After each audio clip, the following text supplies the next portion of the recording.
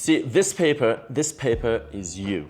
And each time I fold this, think of it like playing a level higher. So fold it once, level 2, level 3, level 4, and it starts to get a little bit harder. It's the same fold, but it gets a little bit harder each time. Level 5, and level 6, and now finally, level 7, it's nearly impossible. I think it is impossible. So this is basically what separates between the semi-professionals or the amateurs to the professionals. That one level of fold. I've heard it many times. He's good, she's good, my son and daughter are good. But good compared to whom? Which level? I've often been disappointed because players were not at the level they should be for their age. For ages 5 to 7, this is the introductory stage of football. It's about moving the ball in different directions, developing an early feel for it, and learning to pass regardless of perfect technique. This is also a crucial period for motor skill development, running at varied speeds, changing directions, building foundational coordination.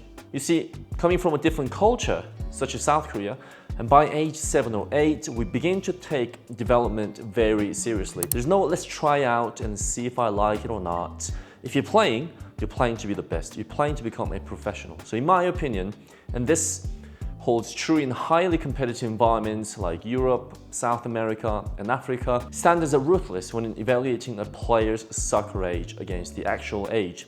So, between the ages 8 to 11, some of the benchmarks can be first touch, dribbling technique, overall ball mastery, passing technique, and striking technique. But striking technique can be different child to child, as one might be behind in physical development. In this case, we look at other aspects of the game.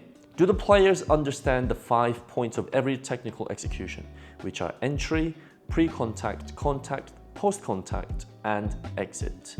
Do they understand the whys of each technique, such as why we must maintain a certain foot shape, or able to analyze why we have made a technical mistake? For dribbling, can the player change directions at different paces and also hide the ball? Is the player truthfully comfortable in 1v1s and even 1v2s of numerical disadvantage? A very simple one to tell a player's overall ball mastery can be just looking at a player's juggling technique with different surfaces at ease with good form. As cliche as it is, there's nothing easier than this. I'm yet to see a good player that can't juggle. And be honest with yourself. If you're aged 10 to 11, if you can't juggle 100 times, the ball is not your best friend. The ball is your biggest opponent. This means you are behind. Get to work. Let's talk about the crucial phase of she will become a fabulous player by age 12 to 16. You're starting to grow quickly physically and starting to graduate the basic and advanced ball mastery phases. It's time for you to be tactically capable. So certain basic things that coaches will look for, it could be your positioning based on the ball's position on the pitch. For example, if you're a number 2 or right back, but the ball is on the opposite side of the pitch, well, what is your role? How about in transition? How about when we have the ball? How early do you see the game? These are the off-the-ball decision-making processes us coaches can see from the sideline based on your movement and by watching your head to see how often you scan for more information. We need to see that you're constantly looking to affect the game. So from the age 16 plus, it's all about how efficiently you refine your technique and tactical understanding for faster speed of play.